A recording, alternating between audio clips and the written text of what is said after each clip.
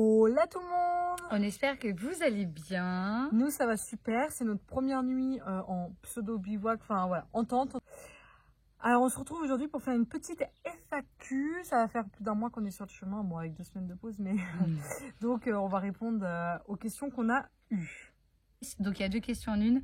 Où est-ce que vous dormez et comment faites-vous pour trouver vos hébergements? Donc moi je peux répondre à la première. Donc où est-ce que vous dormez? On dort soit chez l'habitant, soit en tente. Soit aussi dans les paroisses. On a pu aussi dormir dans des paroisses et voilà. Ouais. Où est-ce qu'on dort? Bah, pour le moment, c'est juste notre première nuit en tente. Donc, on a toujours trouvé chez l'habitant. En fait, on était de Paris à Vézelay, c'était le chemin de Compostelle. Et après, là, on est sur le chemin d'Assise. Et bah, ce qui est bien pour le moment, c'est qu'en fait, vu que c'est sur des chemins officiels, il y a des hébergements, donc des accueils pèlerins.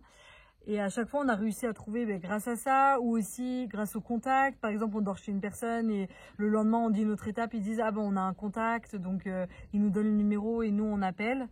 Mais les hébergements sont gratuits. Enfin, en tout cas, nous, pour tous les hébergements qu'on a eus, on n'a jamais payé. Parce qu'on est dans cette démarche-là, mais les personnes aussi acceptent cette démarche. Ouais, c'est ça. Après aussi, on a été voir les mairies. On a demandé à l'office de tourisme qui nous ont trouvé un bungalow gratuitement. Et donc, en fait, c'est tout ce système-là, un peu effet toile d'araignée. Et pour le moment, on a vraiment, c'est le budget 0 €. Notre budget, il n'est pas parti là-dedans. Trop bien. Donc non, mais ça marche plutôt bien. On est super contente. On pensait pas qu'on allait. Ça fait plus d'un mois qu'on est parti. C'est la première fois qu'on plante notre tente. Deuxième question. Deuxième question. Pourquoi faire le chemin sans argent? Donc ça, c'était une question qui nous a été posée plus sur TikTok. Donc pourquoi faire le chemin sans argent? Je pense qu'il y en a beaucoup qui savent un peu. C'est parce que donc on a un projet associatif. Donc on récolte des dons donc à peu près depuis le mois de décembre et jusqu'à ce qu'on arrive à Jérusalem pour les reverser à des associations. Ces dons-là, on l'a dit, ils servent aussi à notre chemin. Mais nous, on sait que moins on utilise cet argent, plus on va pouvoir reverser. Donc, avec Charlène, en fait, on s'est dit, on va se mettre dans la démarche de ne pas utiliser d'argent. Ouais, de ne pas utiliser d'argent, c'est-à-dire pour la nourriture, pour l'hébergement. Là où on a le moins dépensé, c'est pour l'hébergement. Et là où on a le plus dépensé, c'est au niveau du matériel parce qu'on s'est racheté des chaussures. Le peu de nourriture qu'on a acheté, c'est avec de l'argent que des personnes nous ont donné sur le chemin. Sur le chemin. Donc, on n'a vraiment rien dépensé au niveau... En tout cas, au niveau de la cagnotte pour la nourriture. Et après, pour juste rajouter une réponse à la question pourquoi faire sans argent, il y a aussi une démarche d'humilité et de pauvreté. En fait, aussi retourner à l'essentiel, retourner au fait d'oser demander aux personnes, d'oser faire confiance. Voilà, il y a aussi tout ça. Et en fait, je trouve que c'est hyper beau. Nous, on le voit bien en le vivant. Là, pour le coup, sur le chemin sans argent... cette démarche de pauvreté est très très belle. Moi, on n'a pas eu tant de refus que ça, donc ça montre bien que l'homme, en fait, il aime contribuer. Alors, quel est votre itinéraire? Pour ceux qui le savent, il y en a qui le savent déjà, mais en fait, on fait le chemin Paris-Jérusalem. On part, avec le Jérusalem Way, donc c'est une association. Il y a un site internet avec toute la carte de marquée dessus. Nous, avec Estelle, on est parti de Paris. Et ensuite, on suit les traces, donc là en Suisse, Autriche, Hongrie, on descend en Serbie, Kosovo, Macédoine, Grèce, Turquie. Et là, en Turquie, soit on prend l'avion ou le bateau pour aller en Jordanie. Et après, Israël, Jérusalem. Voilà, c'est l'itinéraire. Ne nous demandez pas les étapes, on les sait pas. En fait, on fait assez au fur et à mesure.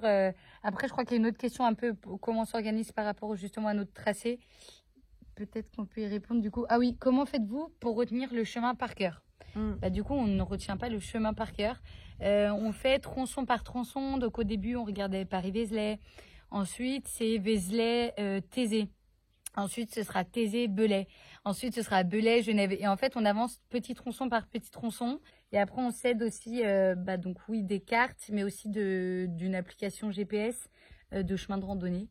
Ouais, et après, on vous montrera au fur et à mesure, parce que même nous aussi, même si là on suit les Jérusalem Way, toutes les étapes ne sont pas marquées en fait. Donc nous, on va devoir aussi regarder à l'avance, on va prendre des cartes, on va quand même un peu pas s'aventurer la veille pour le lendemain. Comment faites-vous pour la nourriture? La nourriture, on est un peu dans la même démarche que l'hébergement, donc c'est sans argent et donc on est dans la demande. Donc la plupart du temps, on demande aux personnes, soit au milieu de notre étape, si on sait que pour le midi, on n'a rien. Voilà, on essaye quand même toujours d'avoir, de calculer par rapport à ce qu'on a ou ce qu'on n'a pas. Et en fait, la plupart du temps, les personnes nous donnent du pain, des fruits, des gâteaux. On a eu beaucoup de sucré, Là, on a du du fromage, du salé. saucisson, Ouais. enfin plein de choses. Donc, en tout cas, pour les midis, on se nourrit comme ça. Et après, le soir, étant donné que pour l'instant, on a toujours été chez l'habitant, bah, on a toujours mangé avec eux. Donc, le soir, on n'avait pas la préoccupation, entre guillemets, du repas. Et là, on a demandé, et ce matin aussi, on était passé dans une petite épicerie, donc avec l'argent qu'on nous a donné, et on avait pris quelques petits trucs, parce que du coup, bah, quand on campe, bah, faut penser au soir, mais aussi au petit déjeuner, et à la rigueur, suivant où on est, comme là dans le Morvan où il n'y a rien, anticiper presque même le déjeuner. Alors, comment faites-vous pour charger vos téléphones? Eh bien, écoutez, pour le moment, on n'a pas eu trop de problèmes puisque quasiment tous les soirs, on avait une maison. Donc, pour recharger, c'était hyper simple. Par exemple, tout à l'heure, on savait qu'on n'allait pas pouvoir charger ce soir nos téléphones. Alors, on est dans un bar, on a pu recharger nos téléphones. Estelle, elle a une batterie externe. Moi, j'ai une petite batterie externe aussi. Après, à voir dans les autres pays, à voir sur plusieurs jours de bivouac comment on fait. Est-ce que vous avez peur étant deux femmes? Ça, c'est une question qui est pas mal revenue sur les réseaux sociaux. Non, on n'a pas peur. Non, on n'a pas peur. Alors, je pense pour plusieurs raisons. Premièrement, quand on est dans un chemin, dans une dynamique d'un chemin, je pense que notre vision des choses, elle est quand même assez différente. Et on vit différemment. Enfin, par exemple, moi, dans la vie de tous les jours, je suis hyper craintive en tant que femme. Et là, sur le chemin, je sais pas, je me sens comme un peu protégée et on a une confiance, je pense, qui nous habite, qui fait que, du coup, on n'a pas peur. Après, on est toujours en France aussi, on passe par des tout petits coins et on est deux, justement. Oui. C'est pas comme si on était toute seule, quand on va chez l'habitant, etc. On est deux. Oui, c'est ça aide beaucoup. Hein. Donc, ça aide beaucoup. Après, je pense que cette question, peut-être on pourra la réaborder dans les autres pays parce que je pense que ça peut évoluer. Peut-être qu'il y aura des fois où on se sentira pas à l'aise ou quoi. En tout cas, pour l'instant. Oui. Moi, perso, je me sens beaucoup plus à l'aise sur un chemin comme ça que aller en ville à 23h dans une grande ville, en fait.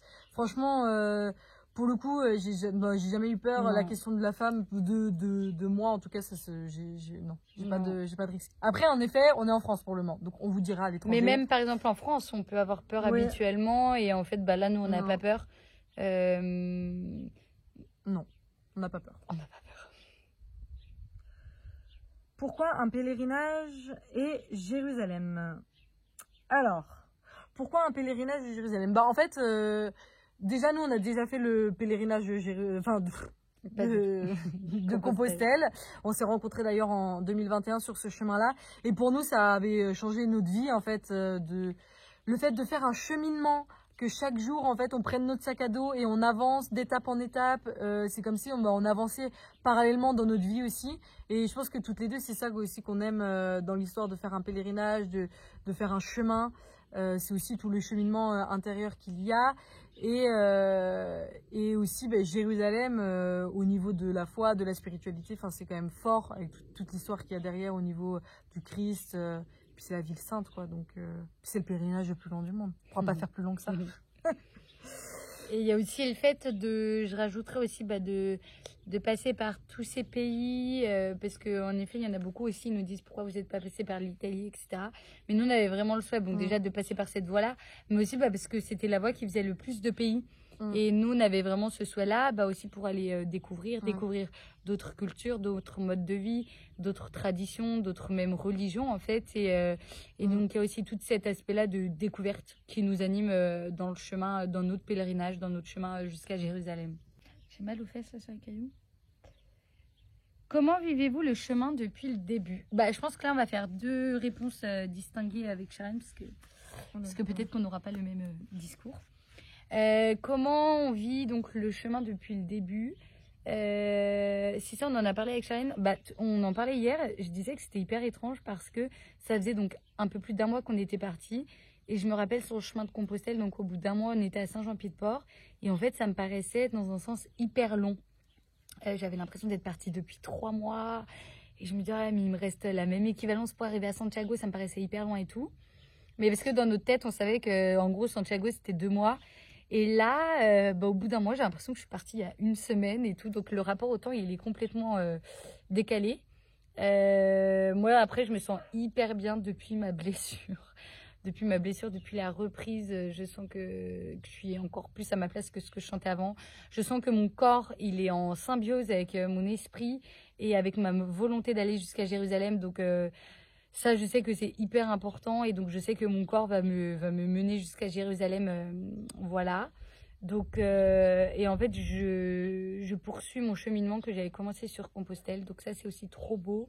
Je continue le chemin de la reconstruction et aussi un chemin de résilience. Et en fait, ça, c'est un très bel exercice de la vie qui n'est pas toujours simple.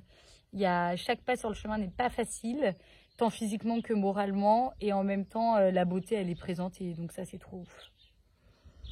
Et moi, depuis le début du chemin, je me sens vraiment à ma place en fait. Moi, je sais que ça m'anime, c'est ce que j'aime en fait. Marcher, découvrir des lieux, découvrir des personnes, partir à la rencontre de soi-même aussi. Mais en fait, ça c'est le chemin de ma vie. C'est vraiment, en tout cas pour le moment, je suis en train de me réaliser. Sur Compostelle, je l'avais déjà senti et là c'est une autre forme de réalisation et c'est tellement beau et en même temps quand on marche tout seul comme ça, parce qu'il faut pas croire, mais avec Estelle, on marche tout le temps toute seule en fait. Enfin, il y a très peu de fois où on parle. Eh bien, on est confronté aussi à soi-même. On se voit dans la vérité, dans sa pure vérité. Donc, c'est pas que des moments, waouh, c'est extraordinaire tout ce que j'ai à l'intérieur de moi. Pas du tout.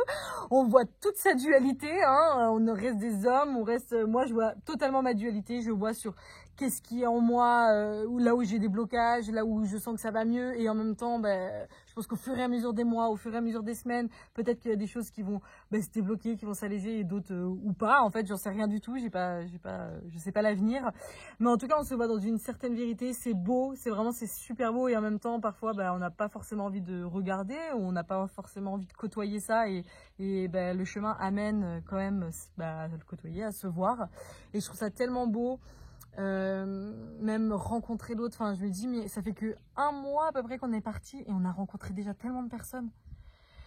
J'ai plein de photos, à chaque fois on se prend en photo le matin avec les personnes, mais je me dis mais à la fin du chemin mais on aura des centaines et des 200 photos de personnes chez qui on aura dormi, avec qui on aura échangé, avec qui on aura goûté leur nourriture, etc. Et je trouve ça juste extraordinaire et ça me pousse à aller sur mon chemin à moi, de construire ma vie. Ça se fait petit à petit, une pierre après l'autre. Donc voilà. Et comment vous allez faire avec les menstruations? C'est une très bonne question. Personnellement, le premier mois, en fait, j'avais demandé à mon corps avant de partir. Je me suis dit, si je pouvais ne pas avoir mes règles pendant 9 mois, ce serait trop bien. Le premier mois, je les ai pas eu. Enfin, j'ai pas eu mon premier cycle. Et là, il y a quelques jours, je les ai eu. Je dis bon, c'est que je dois les avoir. Et moi, je les ai eus le premier mois.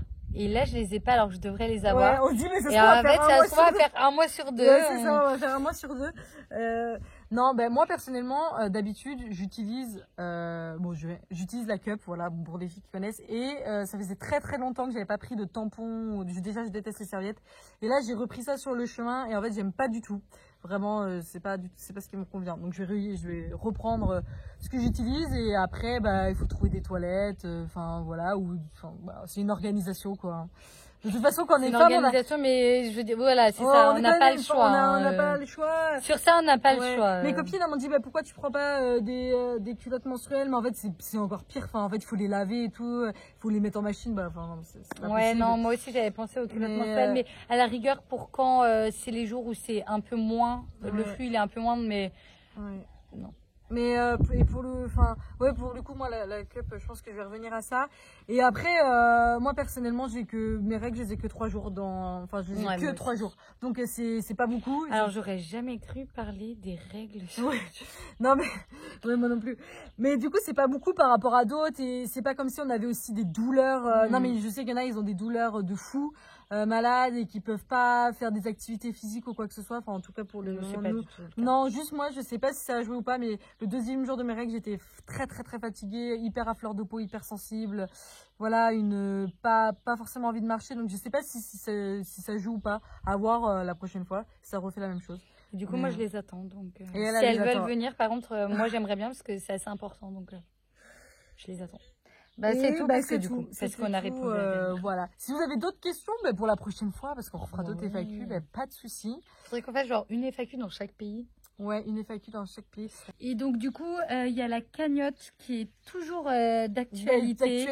Et donc, vraiment, on vous invite en tout cas à participer si c'est pas déjà fait. Et même si c'est déjà fait, si vous voulez redonner même 1 euro, même 2 euros, 5 Ouais. euros, il n'y a pas de petits dons. Et en fait, pour nous, c'est hyper important. Mais pas pour nous que personnellement, Non, mais surtout pour les associations. Et voilà, parce que bah, c'est tous ensemble qu'on construit ce chemin.